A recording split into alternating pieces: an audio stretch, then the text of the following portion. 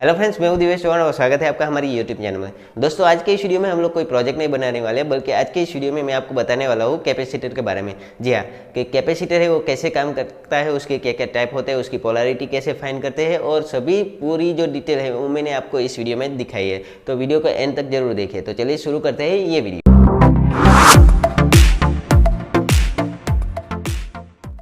तो सबसे पहले कि हम लोगों को ये जानना जरूरी है कि कैपेसिटर क्या है और उसका क्या यूज़ होता है। तो कैपेसिटर है वो एक ऐसा डिवाइस है जो आपका इलेक्ट्रिक चार्ज है उसको स्टोर करता है। जी हाँ, यानी कि कैपेसिटर जो है वो फिल्टरेशन का काम करता है और आपका जो इलेक्ट्रिक चार्ज है उसको स्टोर भी करता है।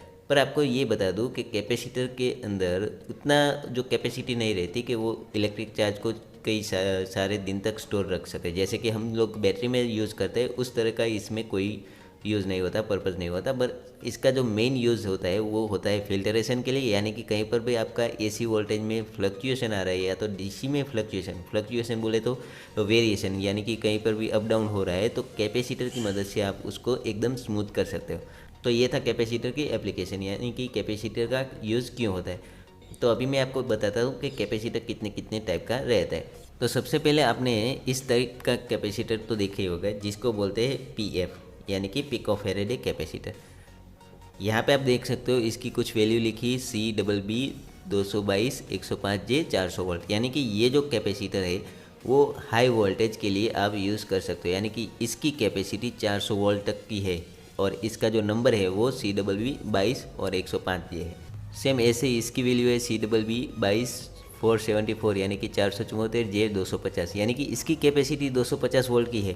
अगर आप इसके अंदर 250 से ज़्यादा दोगे तो ये ब्लास्ट हो सकता है। और इसकी कैपेसिटी है 400 वोल्ट, यानी कि 400 वोल्ट तक इसको करंट यानी कि वोल्टेज आपका सहन कर सकता है। तो ये हो गए पीएफ, जिसके अंदर आपको पॉजिटिव नेगेटिव नहीं आता, यानी कि पॉजिटिव और नेगेटिव पोलैरिटी नहीं आती। तो इसके अंदर आपको उसकी कोई टेंशन लेने की ज़रूरत नहीं।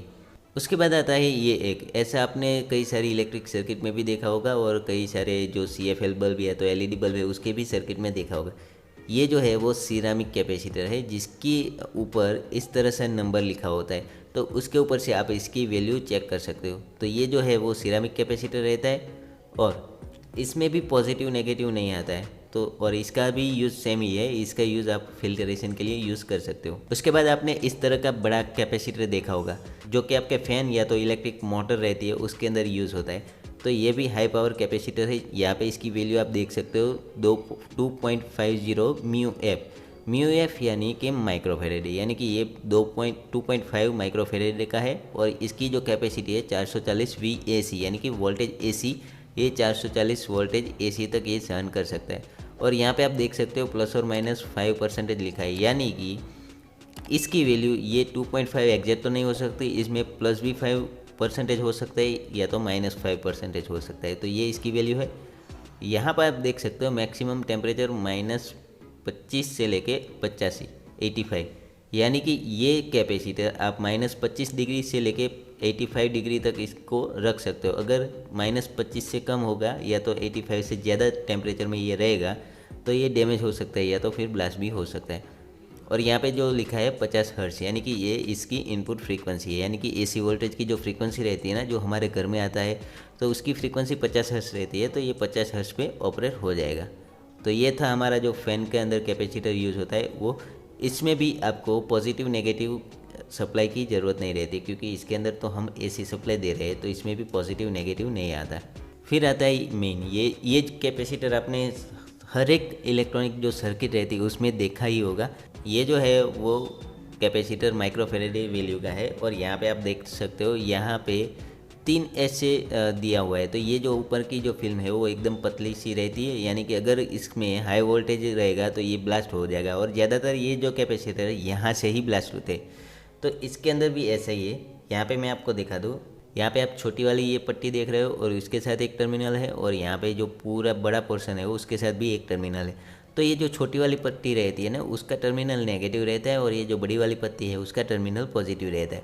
तो ये कैपेसिटर में आपको खास ये चीज़ ध्यान रखने की ज़रूरत है कि इसमें पॉजिटिव नेगेटिव ज़रूर देखना पड़ता है। अगर आपने ये नहीं देखा है तो ये शायद कैपेसिटर ब्लास्ट हो सकता है। यहाँ पे आप देख सकते हो इसकी कैपेसिटी है 1000 माइक्रोफेरेडे और 16 वोल्ट, यानी अगर मैं आपको समझाऊँ तो ये जो इसकी कैपेसिटी 1000 माइक्रोफेरेड है और 16 वोल्ट, यानी कि अगर ये कैपेसिटर को 16 वोल्ट से ज़्यादा आप वोल्टेज दोगे तो ये ब्लास्ट हो सकता है। और 1000 माइक्रोफेरेड है, यानी कि उसकी जो चार्जिंग स्टोरेज करने की कैपेसिटी है वो 1000 माइक्रोफेरेड की है। जैसे आपने वो हमारी बैटरी में देखा होगा कि उसकी जो वोल्टेज है वो 3.7 वोल्टेज रहते हैं, और उसकी जो कैपेसिटी अगर 2200 mAh की है तो 2200 mAh। सेम उसी तरह से ये इसकी कैपेसिटी है, यानी कि उसमें जो mAh वो होता है वो ये हमारा माइक्रोफेरेड है, और ये वोल्टेज है वोल्टेज रहेगा। सेम ऐसे ही वैल्यू का मेरे पास दूसरा भी कैपेसिटर है, इसकी भी आप देख सकते हो कैपेसिटी है 1000 माइक्रोफेरेड और 25 वोल्ट। यानी कि अगर आपके पास कहीं पर ऐसी एप्लीकेशन है कि जिसमें आपको 12 वोल्टेज की ज़रूरत है तो आप ये कैपेसिटर और ये कैपेसिटर दोनों का यूज़ कर सकते हो। पर अगर आपके पास कोई ऐसी एप्लीकेशन है कि जहाँ पे 20 वोल्टेज की ज़रूरत है तो वहाँ पे आप इस कैपेसिटर का यूज़ नहीं कर सकते हो, बल्कि आपको यहाँ पे 25 वोल्टेज का कैपेसिटर यूज़ करना पड़ेगा। अगर आपकी एप्लीकेशन 25 वोल्टेज से भी ज़्यादा है तो आपको 25 से भी ज़्यादा ये कैपेसिटर है उसका यूज़ करना पड़ेगा।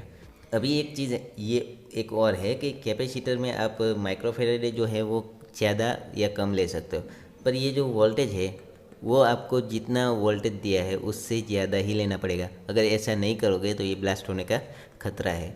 तो इसमें आपको ये खास चीज़ें ध्यान रखनी है और पॉजिटिव नेगेटिव का भी खास ध्यान रखना है।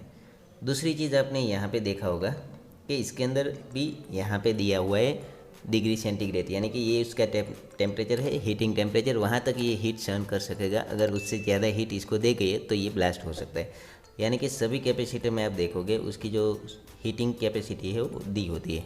और ये जो कैपेसिटर है वो भी मैंने CFL में से ही निकाला है। इसकी कैपेसिटी देखिए आप यहाँ पे बहुत ही कम है, देखिए 5.6 माइक्रोफेरेड है, पर इसका जो वोल्टेज है वो काफ़ी ज़्यादा है, 250 वोल्ट। यानी कि इस कैपेसिटर में इसकी कैपेसिटी 250 वोल्ट तक की वोल्टेज को सहन करने की कैपेसिटी है, और ये जो माइक्रोफेरेड है 5.6 माइक्रोफेरेड है। तो ये था बेसिक ओवरव्यू कैपेसिटर के बारे में, और उम्मीद करता हूँ आपको भी ये बेसिक ओवरव्यू काफ़ी काम का और काफ़ी पसंद आया होगा, और ये काफ़ी इन्फॉर्मेटिव भी लगा होगा। अगर आपको ये वीडियो के दौरान कोई भी क्वेश्चन या क्वेरी है तो आप हमारी कमेंट बॉक्स में लिख सकते हो। उम्मीद करता हूँ दोस्तों मैंने जो आपके कैपेसिटी के बारे में जो डिटेल बताई है वो पता चल गई होगी। अगर फिर भी आपको कोई भी क्वेश्चन या कोई भी क्वेरी है तो आप हमारी कमेंट बॉक्स में लिखिए, या तो आप हमें इंस्टाग्राम के पर्सनली भी मैसेज कर सकते हो। यहाँ पे मैंने इंस्टाग्राम का लिंक भी दिया है, आप वहाँ पर जाइए और हमें मैसेज भी कर सकते हो। और अगर आपको ये वीडियो पसंद आया तो वीडियो के लिए एक लाइक तो बनता है, और अगर आप हमारे चैनल पर पहली बार आकर ये वीडियो देख रहे हैं तो चैनल को सब्सक्राइब करके बाजू में जो बेल आइकन है उसको भी प्रेस कर दीजिए, ताकि आपको हमारे आने वाले सभी वीडियो के नोटिफिकेशन टाइम पर मिलते रहे। मिलते हैं अगले वीडियो में, तब तक के लिए अपना और अपने परिवार का ख्याल रखिए। Thank you.